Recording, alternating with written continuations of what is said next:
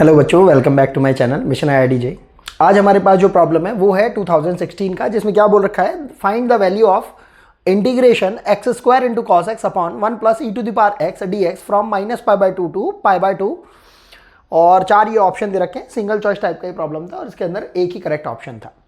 तो बहुत ही direct forward ये इन्होंने प्रॉब्लम पूछ लिया है, पता नहीं ऐसे क्यों पूछ लिया। हो सकता है फिर से हमारा कोई वेल विशर टाइप का कोई IIT का फैकल्टी हो जो कि चाहता हो कि हमें मार्क्स अवार्ड किए जाएं बिल्कुल फ्री फंड के अंदर। देखते हैं कैसे। हमने क्या करा, अपने इस इंटीग्रेशन को ले लिया, आई मान लिया भाई हमने इसको, और कितना बोल रखा है -π/2 से लेकर π/2। और हमने इसके अंदर प्रॉपर्टी भी वही डायरेक्टली लगा दी। कौन सी वाली? हमें एक प्रॉपर्टी याद है, integration of f(x) dx from a to b, which can also be written as integration of f of a plus b minus का x dx, a to b। अब आपके माइंड में ये भी एक क्वेश्चन उठना चाहिए कि आखिर पता कैसे लग पा रहा है कि भाई यार कौन सी हमें प्रॉपर्टी लगानी है और कौन सी नहीं लगानी है। जब आप थोड़ी सी प्रैक्टिस करेंगे ना तो आपको प्रॉब्लम देख के समझ में आएगा कि आखिर इसमें एलिमिनेट कैसे करना है हमें टर्म्स को। तो यहां पर देखते के साथ ही समझ में आ रहा है कि यार एक्स स्क्वायर जो है, या अगर हमने दिस प्लस दिस कर दिया तो इसकी वैल्यू तो कितनी हो रही है, 0 हो रही है। लेकिन जब हम -x कर रहे हैं तो -x जब इसमें बन रहा होगा तो इसका स्क्वायर तो क्या बन रहा होगा, पॉजिटिव। कॉस के अंदर जब माइनस बन रहा होगा तो हमें पता है कि कॉस क्या कर लेता है, माइनस को कंज्यूम कर जाता है, मतलब cos of -x will become cos of x। केवल एक यही बेचारा एक टर्म है कि वो क्या बन जाएगा, e⁻⁻x। तो जब e⁻⁻x हो जाएगा तो हम इतना भी दूरदर्शी हैं, इतना देख पा रहे हैं कि e⁻⁻x कितना बन जाएगा, 1/e⁻x। तो 1/e⁻x बेसिकली कितना बन रहा होगा, 1 प्लस e⁻x अपॉन e⁻x, और ऊपर e⁻x चला जाएगा। ये टर्म तो हमारा कैंसिल आउट ही हो रहा है, मतलब बिल्कुल फ्री फंड का बिल्कुल ये प्रॉब्लम ये हमें दे रखा है कि आप इस प्रॉब्लम को देखो, सॉल्व कर दो और अपने फ्री फंड के 4 मार्क्स अपने पास लेके चले जाओ। तो हमने क्या करा, इसको थोड़ा सा सिंप्लीफाइड फॉर्म में लिखा और हमने इसके अंदर ये प्रॉपर्टी डायरेक्टली लगा दी। तो हमारी ये प्रॉपर्टी कितनी लग रही है, x के अंदर जब हमने ये प्रॉपर्टी लगाई, ये हो रहा है हमारे पास π/2 माइनस का π/2, क्योंकि a प्लस b होता है ये हमारे पास, और माइनस का x हो जाएगा इस पूरे का whole square into cos of, देख पा रहे हैं, π/2 मतलब दिस वाली लिमिट प्लस नीचे वाली लिमिट माइनस का x हो रहा है, एंड होल अपॉन में हमारे पास कितना है, 1 plus e⁻⁻² plus lower limit minus का x हो जाएगा। बस इतनी सी बात बस हमें समझनी है, ये बस हमने समझा।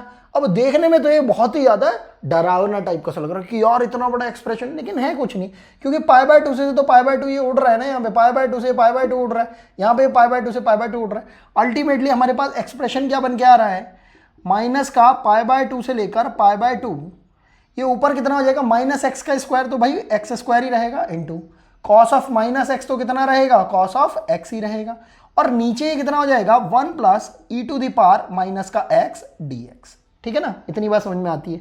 इसको हम अगर और थोड़ा सिंप्लीफाइड फॉर्म में लिखेंगे, कितना हो जाएगा, माइनस का π/2 से लेकर π/2, ये हो जाएगा x square into cos of x, और इस e⁻⁻x को अगर मैं बोल दूं 1/e⁻x, तो यहां पर यार ये एलसीएम आ जाएगा, एलसीएम होके यहां पर कितना हो जाएगा, e⁻x + 1, जो कि अभी मैं थोड़ी देर पहले समझा रहा था। तो ये जो e⁻x जो डिनोमिनेटर में था ये भी तो ऊपर आ जाएगा एलसीएम लेने के बाद। तो हमारे पास एक्सप्रेशन कुछ इस टाइप का सा बन रहा होगा। Let's say this is equation number 2, इसको आपने आई बोल रखा है। अब आप कहेंगे जी ये 2 ले ली तो 1 तो आपने लिखी नहीं, तो 1 तो हम बेसिकली किसको बोल रहे हैं, इसी इक्वेशन को बोल रहे हैं। इसको हमने क्या बोल दिया यहां पर, अभी के लिए आई बोल दिया। अब हमने क्या करा, equation number 1 and equation number 2 को एडअप कर दिया। तो जब एडअप करा तो LHS साइड में तो भाई हमारे पास कितना आ रहा है, ट्वाइस टाइम ऑफ आई, और RHS साइड में अगर हम ध्यान से देखेंगे, देखो यार लिमिट तो देखो हमारे पास सेम है ना, क्योंकि अगर लिमिट ही सेम नहीं होंगी तो हम एडअप नहीं कर पाएंगे।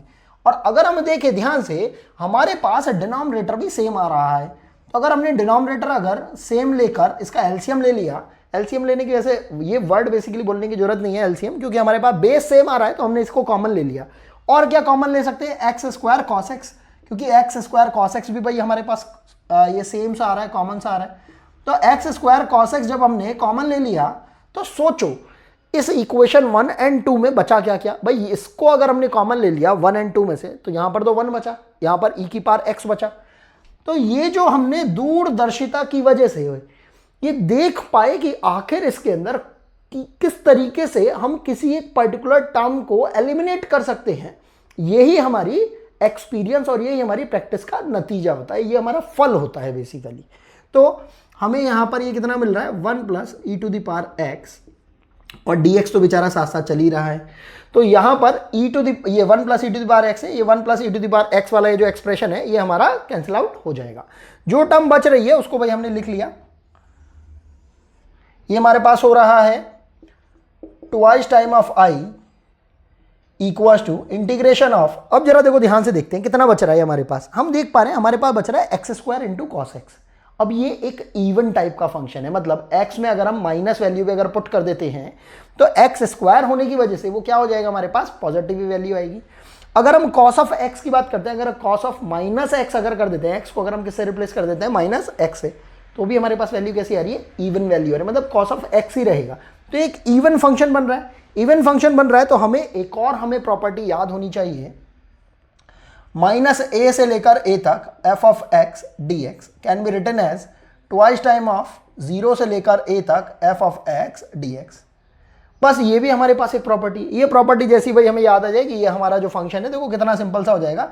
यहां पर मैं इस पर्टिकुलर वैल्यू को माइनस पाई बाय 2 से लेकर पाई बाय 2 को क्या बोल सकता हूं, 0 से लेकर पाई बाय 2 केवल, क्योंकि बच कितना रहा है केवल x square into cos of x dx। इस तरीके से बच रहा है हमारे पास, है ना, ऐसा लिख दिया है हमने। अब यहां पर ये हमारे पास आगे कितना आ जाएगा 2, क्योंकि 0 से लेकर a तक ये हम इसे लिख रहे हैं प्रॉपर्टी के अकॉर्डिंगली।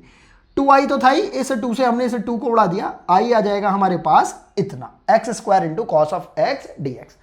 अब हमें यहां ये देख के ये समझ में आ रहा है कि यार ये या तो हमें कोई फॉर्मूला याद होना चाहिए, और अगर फॉर्मूला अगर हमें याद नहीं है तो हमें इसे क्या करना पड़ेगा, बाय पार्ट से इंटीग्रेट करना पड़ेगा। अब बाय पार्ट्स के अंदर हमें समझ में आता है आइलेट के अकॉर्डिंगली, आई यहां पर रिप्रेजेंट करता है इनवर्स फंक्शन को, एल रिप्रेजेंट करता है लॉगरिदमिक को, ए रिप्रेजेंट करता है एल्जेब्रिक को। तो वैसे तो देखो फर्स्ट फंक्शन सेकंड फंक्शन हमने अपनी कन्वीनियंस के लिए समझ रखा है कि किसको फर्स्ट फंक्शन मानना है सेकंड फंक्शन मानना है। हम यहाँ पे समझ पा रहे हैं कि एक्स स्क्वायर को रिड्यूस करके डिफरेंशिएट करना पड़ता है ना हमें बाय पार्ट्स के अंदर, तो हमें एक्स स्क्वायर को क्या मानना पड़ेगा, सेकंड फंक्शन मानना चाहिए, या ऐसा भी बोल सकते हो कि हम इसे फर्स्ट फंक्शन बोल रहे हैं। बेसिकली फर्स्ट और सेकंड का कॉन्सेप्ट आपके अकॉर्डिंगली होता है कि आप किस तरीके से उसको इमेजिन कर रहे हो। तो मैं क्या कर रहा हूं, इसको तो भाई मैं इंटीग्रेट करना चाहता हूं और इसको भाई मैं क्या करना चाहता हूं, डिफरेंशिएट करना चाहता हूं। तो मैंने जब इसके अंदर बाय पार्ट्स लगाया तो भाई हो क्या रहा है, जब मैंने कॉस एक्स को इंटीग्रेट करा तो कितना आ रहा है मेरे पास sine x into x square as it is रहेगा माइनस इस कॉस एक्स का इंटीग्रेशन कितना हो जाएगा साइन एक्स इंटू इस एक्स स्क्वायर का डिफरेंशिएशन कितना हो जाएगा 2x, और इस पूरे का ही इंटीग्रेशन भी भाई मुझे करना पड़ेगा। अब मुझे पता है कि इसके अंदर लिमिट कितनी लगी हुई है 0 से लेकर पाई बाय 2। अब मैं बार बार इसमें 0 से लेकर पाई बाय 2 अभी नहीं लिख रहा हूं, सबसे लास्ट में हम 0 से लेकर पाई बाय 2 इसके अंदर लगा देंगे। तो जब हमने यहां पर देखा ये कितना हो रहा है x square into sine of x. अब हमने इसको जब इंटीग्रेट करा तो ध्यान से देखेंगे, यहां पर एक ब्रैकेट लगा देते हैं, देखो साइन एक्स इसके अंदर हमें समझ में आ रहा है, ये जो 2 है इसको हमने बाहर कर लिया क्योंकि 2 तो कांस्टेंट है। साइन एक्स और एक्स के अंदर हमें समझ में आ रहा है कि जो एक्स है वो रिड्यूस होके, क्योंकि हम इसे डिफरेंशिएट करेंगे, ये कितना दे देगा हमें वैल्यू 1, तो ये रिड्यूस हो जाएगा पूरी की पूरी तरीके से। तो फिर से हमने साइन एक्स को इंटीग्रेट करा फर्स्ट पार्ट के अंदर, तो कितना हो जाएगा हमारे पास माइनस का कॉस ऑफ एक्स, और इस एक्स को एज इट इज रखा क्योंकि 2 को तो भाई हमने बाहर रख लिया था, माइनस, और फिर से हमने जब इसको इंटीग्रेट करा तो ये कितना हो रहा है माइनस का कॉस एक्स, क्योंकि cos x का डिफरेंशिएशन कितना आता है sin x, और हमें पता है integration is the reverse process of differentiation. तो इस x को जब हमने डिफरेंशिएट करा तो इसकी वैल्यू कितनी आ रही है 1 आ रही है, और इस पूरे को ही हमें क्या करना पड़ता है फिर से इंटीग्रेट करना पड़ता है। बाय पार्ट्स एक ऐसा ब्रह्मास्त्र हमारे पास दे रखा है कि अगर हम कहीं पर भी अटक जाएं, किसी भी तरीके के फंक्शन को अगर हम सब्स्टिट्यूट नहीं कर पा रहे हैं तो हम उसे अलग अलग तरीके से सॉल्व कर सकते हैं। तो यहां पर हमारे पास ये वैल्यू कितनी आ रही है एक्स स्क्वायर इंटू का साइन एक्स, ध्यान से देखते हैं, इस 2 की हमने अंदर मल्टीप्लाई कर दी, माइनस का साइन की भी मल्टीप्लाई हो जाएगी, तो कितना हो रहा है हमारे पास प्लस का 2x cos x, और ये माइनस माइनस, अच्छा ये माइनस माइनस तो ये प्लस हो जाएगा, और cos x का इंटीग्रेशन sin x होता है और ये माइनस का हो जाएगा, तो माइनस का 2 sin x, समझ में आना चाहिए, ये माइनस बाहर आ जाएगा प्लस हो जाएगा, और इंटीग्रेशन ऑफ cos x ये कितना हो जाएगा हमारे पास sin x हो जाएगा, और -2 की मल्टीप्लाई करें तो माइनस का 2 sin x हो जाएगा यहाँ पर, ठीक है। और ये तो बेचारा हमारे पास ऐसा था ही, माइनस माइनस प्लस हो जाएगा। तो इस पूरे के ऊपर आपको लिमिट लगानी है कहाँ से कहाँ तक, 0 से लेकर π/2 तक। बिल्कुल हलवा प्रॉब्लम हो गई अब आपके लिए। अब आपको इसके अंदर अपर लिमिट लगानी है। अपर लिमिट लगाई तो ये कितना हो जाएगा, π²/4 x के अंदर जब वैल्यू रखी और π/2 रख दी तो इसकी वैल्यू तो 1 हो जाएगी।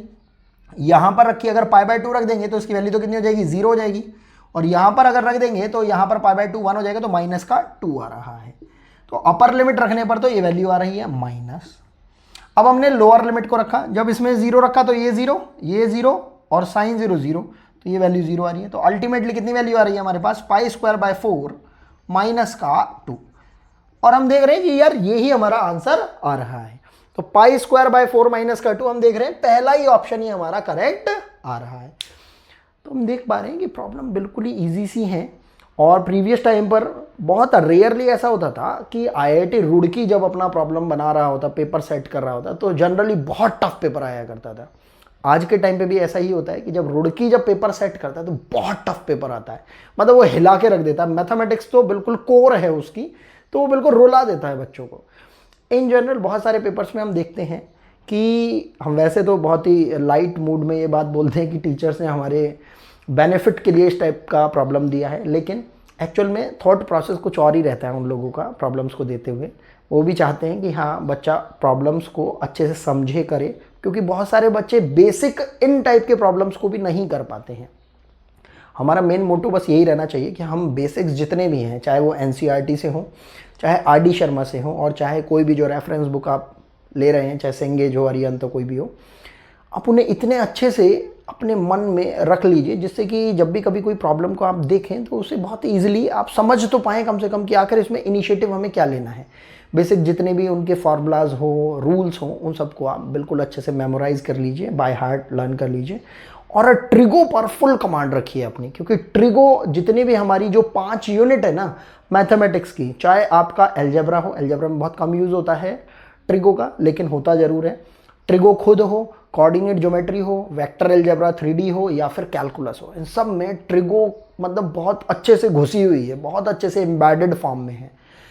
तो ये प्रॉब्लम आई थिंक आपको समझ में आया होगा। फिर भी अगर कोई डाउट रहता है तो आप मेरे से कमेंट सेक्शन के अंदर या फिर मेरी टेलीग्राम ID के ऊपर मेरे से पूछ सकते हैं।